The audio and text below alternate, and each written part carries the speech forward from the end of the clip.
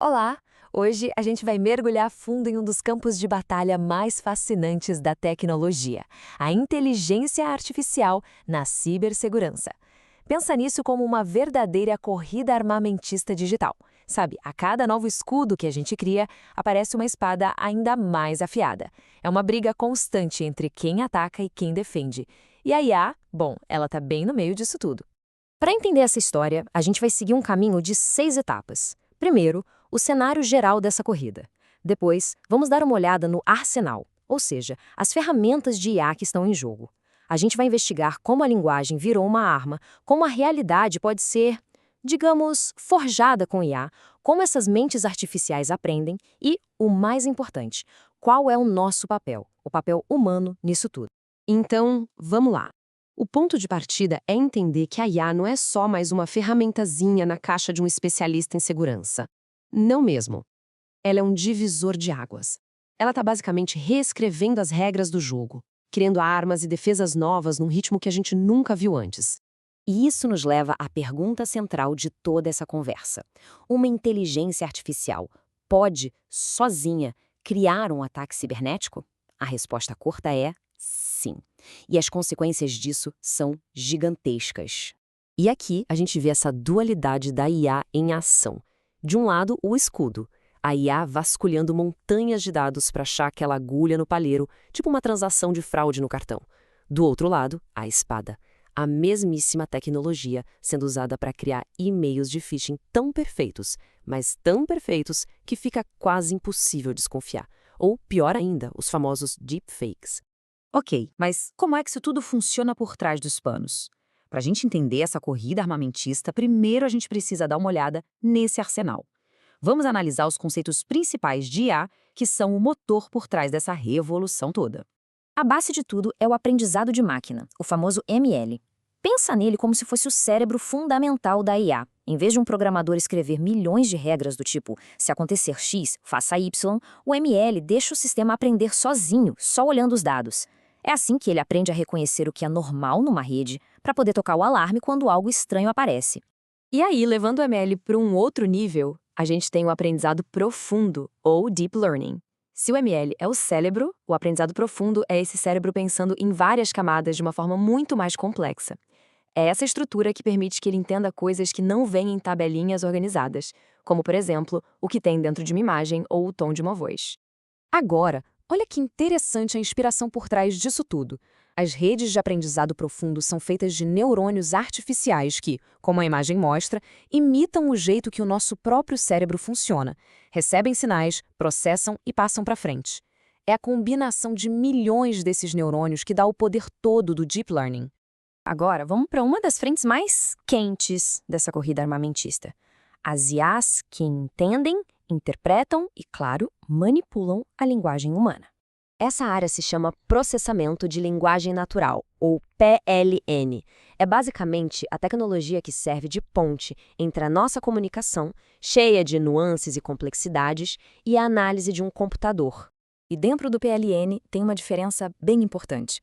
De um lado, os famosos LLMs, gigantes treinados com quase toda a internet. Do outro, os primos menores deles, os SLMs. A grande sacada: os SLMs são mais compactos e rodam num sistema local, dentro de casa. Para uma empresa, isso é ouro. Significa que dados confidenciais não precisam ir para a nuvem, o que já elimina um risco enorme de segurança. E como isso funciona na vida real?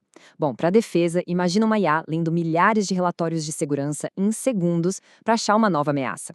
Já um ataque é a mesma IA criando um e-mail de phishing super personalizado que parece que foi escrito por um colega de trabalho. O pulo do gato tecnológico para isso foi a arquitetura Transformer. Antes, os modelos liam palavra por palavra. Os Transformers conseguem ler a frase inteira de uma vez, entendendo o contexto, a diferença entre banco de sentar e banco de dinheiro, por exemplo. E isso nos leva para um território ainda mais impressionante. A gente não está falando mais de IAs que só analisam o mundo, mas de IAs que criam o mundo. Vamos falar das ferramentas que podem literalmente forjar a realidade. Essa é a IA generativa. A função principal dela é criar, e o principal risco disso na cibersegurança é exatamente esse: a capacidade de gerar conteúdo falso, mas extremamente convincente para fins maliciosos. Uma das tecnologias-chave por trás da mídia sintética são as GANs. E o conceito é fascinante. Pensa assim, são duas redes neurais competindo uma com a outra. Uma, a geradora, tenta criar a melhor falsificação possível. A outra, a discriminadora, se especializa em, adivinha, descobrir a falsificação. E é assim que essa competição funciona. Primeiro, o gerador cria algo, tipo uma foto falsa. Aí o discriminador tenta descobrir se é falsa.